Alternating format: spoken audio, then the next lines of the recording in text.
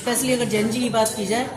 तो आज भारतीय जनता पार्टी, आपको ये पता ही है कि विश्व की कार्यकर्ता की दृष्टि से भी सबसे बड़ी पार्टी है। और आप ये जानते हैं कि हिंदुस्तान को अगर जैन जी के बारे में कहा जाए तो आज जैन जी की जनसंख्या हिंदुस्तान में सबसे ज़्यादा है पूरे वर्ल्ड में। और आप ये भी देखिएगा, निकल के देखिएगा या कहीं भी अदरवाइज कहीं भी माइक लगा के आप देखेंगे कि जितना जैन जी है, मैं उसकी बात कर सकती हूँ कि कम से कम 90% भारतीय जनता पार्टी के साथ सारा युवा है।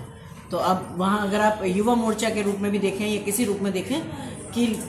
युवाओं में जितना उत्साह है, मुझे लगता है कि बड़े लोगों में भी उत्साह भरने का काम सिर्फ जैन जी करते हैं। तो इसीलिए मैं तो यही कहूँगी कि जितने नौजवान हैं, जितने युवा हैं और जितने जैन जी, अगर वो जैन जी की बात करते हैं तो सभी भारतीय जनता पार्टी के साथ हैं और उसी की नीतियों से प्रभावित हैं और वहाँ उनको लगता भी है कि उनका भविष्य बहुत सुरक्षित है।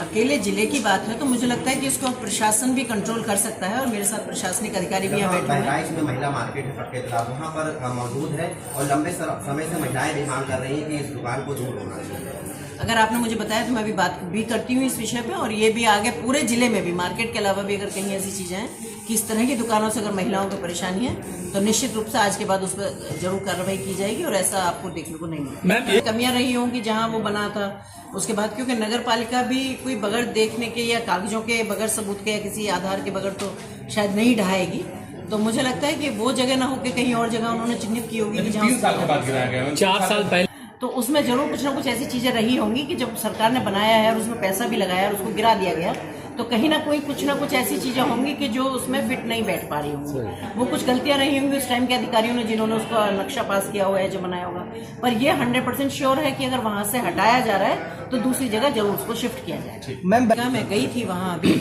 और मैंने वहाँ जो निरीक्षण किया उसमें मैंने पाया भी कि वहाँ डॉक्टर और स्टाफ, नर्सिंग स्टाफ की भी कमी है। तो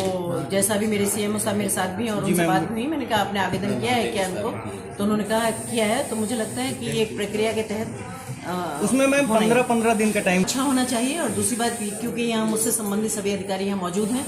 और सबके साथ मैंने बात की है।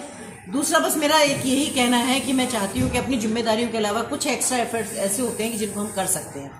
चाहे वो सोशली ही मान के कर लें हम उनको, जिसमें एक मुख्य जो हमारे एफर्ट्स हैं, जो हमारे प्रयत्न हैं, वो है अवेयरनेस का काम। कि क्योंकि बहुत सारी चीज़ें ऐसी होती है कि हम चाहते भी हैं तो मुझे लगता है कि कोई काम संभव नहीं है कि सिर्फ हम ये सोचें कि कुर्सी पे बैठ के हमारे सारे काम हो जाएंगे। जब तक हम फील्ड में नहीं उतरेंगे, जब तक हम लोगों से कनेक्ट नहीं होंगे, विभाग चाहे कोई भी हो, लेकिन जब तक हम आम जनता से कनेक्ट नहीं होंगे तब तक हम किसी भी काम को पूर्णतः नहीं उसका कर सकते। क्योंकि अगर मैं उत्तर प्रदेश की बात करूं तो आज हमारे माननीय मुख्यमंत्री जी बहुत ही सचेत हैं और बहुत ही चिंता है उन्हें इस बात की कि महिलाओं को आत्मनिर्भर कैसे बनाया जाए। जैसा आपको पता है कि अभी मिशन शक्ति 5 चरण चल रहा है यहाँ और उसमें पिछले 4 सालों से लेकर निरंतर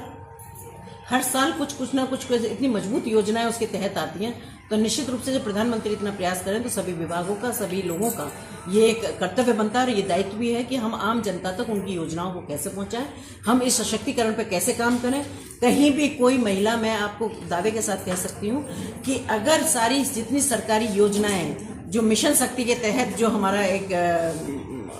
पूरा वो जारी है पत्रक, अगर उस पत्रक के तहत भी अगर हम जाएं और वो नीचे तक अगर हम उतार देते हैं, उतारने की जिम्मेदारी किसकी है? हमारी। क्योंकि ऐसा नहीं है कि मुख्यमंत्री जी खुद आके सारे काम करेंगे।